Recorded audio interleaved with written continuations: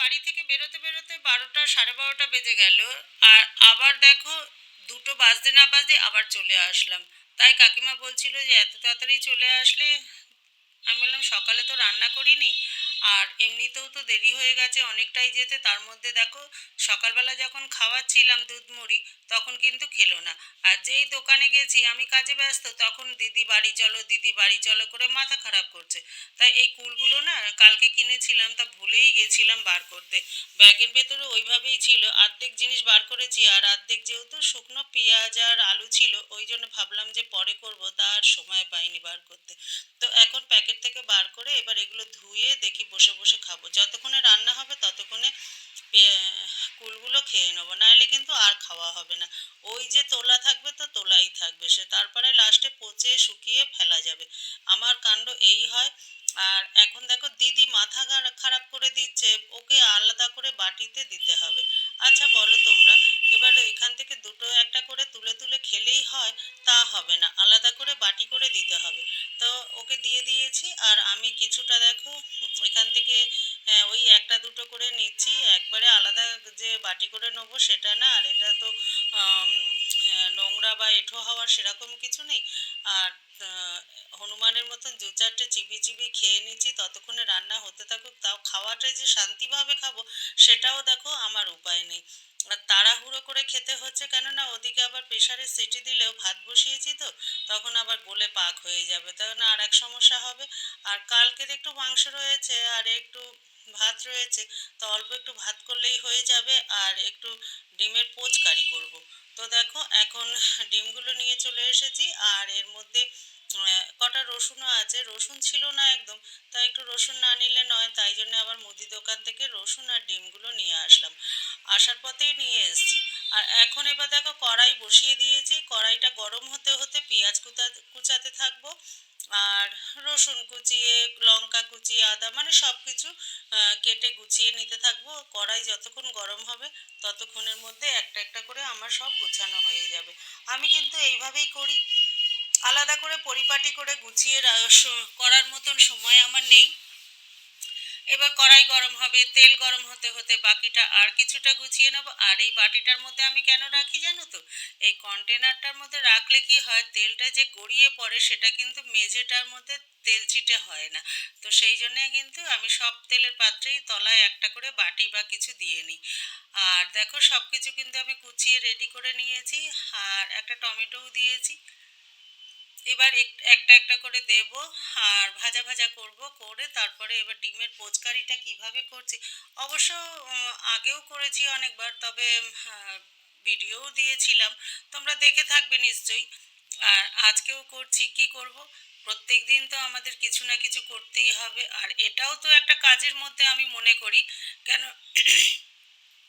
আমার ঘরের কাজ যেরকম, পার্লারের কাজ যেরকম, সেরকম কিন্তু আমি ব্লগটাকেও আমি তাই মনে করি। একদিন যদি না করি না, তা মনে হয় কি যেন, এই বাবা, এই কাজটা করলাম না, এই কাজটা করলাম না, মনটার ভেতরে যেন খুঁতখুত করতে থাকে। তো দেখো আজকে সকাল থেকে কিছু করতে পারিনি। হ্যাঁ, সকালের দিকে লাইভটা চালিয়ে রাখি।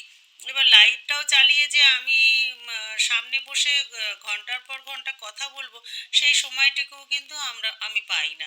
কেন কি না, তোমরা তো জানোই আমি কেমনভাবে কাজে ব্যস্ত থাকি, আর কিভাবে আমার পার্লারে যেতে হয়। হ্যাঁ, ভালো কথা, কেউ একজন কমেন্ট করেছে যে তোমাকে তো দেখে মনেই হয় না যে তুমি পার্লারে কাজ করো বা পার্লারে থাকো সারাদিন, তুমি যেইভাবে চলো।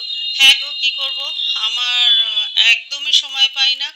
একটা বাচ্চা নিয়ে, ঘরের কাজ নিয়ে, তার মধ্যে রান্না বাড়ি, কাচা ধোয়া আর আমি কাজ করি বলে এই নয় যে আমার ঘরদুয়ার পরিষ্কার থাকবে, তেল চিটে থাকবে, সেটাও কিন্তু না।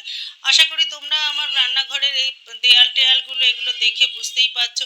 আর এই যে গ্যাস ওভেনটা দেখছো না, এই গ্যাস ওভেনটা কিন্তু আজ না হলেও আমার 32 বছর বয়স হয়ে গেল, দেখো এখনো নতুনের মতন।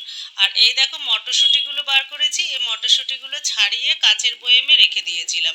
আর তোমরাও কিন্তু এই রকম করে ছাড়িয়ে যদি কাচের বয়েমে রেখে দাও, তা কিন্তু অনেক দিন চলবে আর খুব ভালো থাকবে। আর সুবিধা অসুবিধা মতন চট করে কিন্তু রান্না করার সময় বার করে নিয়ে এক মুঠো দিয়ে দিলে ব্যাস হয়ে গেল। আলাদা করে ছাড়ানোরও ব্যাপার থাকবে না, আর সময়ও খরচা হবে না। দেখো, মোটামুটি আমি যেটা যখন করি তা পরের দিনেরটা একটু গুছিয়ে রেখে দিই, বেশি করেই করে। আর মিক্সিতে জানো বেশি কিন্তু মানে একদম কম করে বাটা যায় না। তা দেখো, অল্প একটু এখান থেকে 1 চামচের মতো জিরে, ধনে, আদা, লঙ্কা সব কিছুই বাটা রয়েছে, সেটা 1 চামচ দিয়ে দিলাম। এবার ভালো করে নাড়াচাড়া করে একটু কষিয়ে নেবো।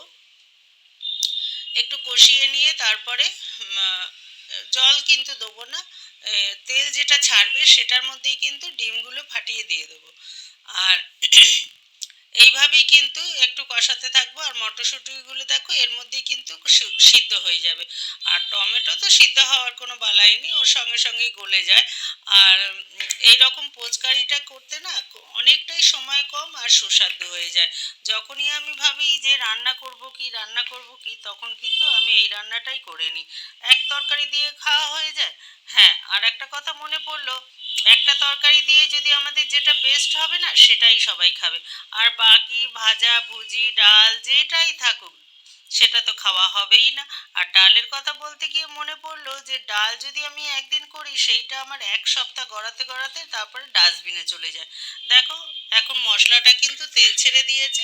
এইবার মশলাগুলোকে না কি করব, একটু সাইড সাইড করে নেব।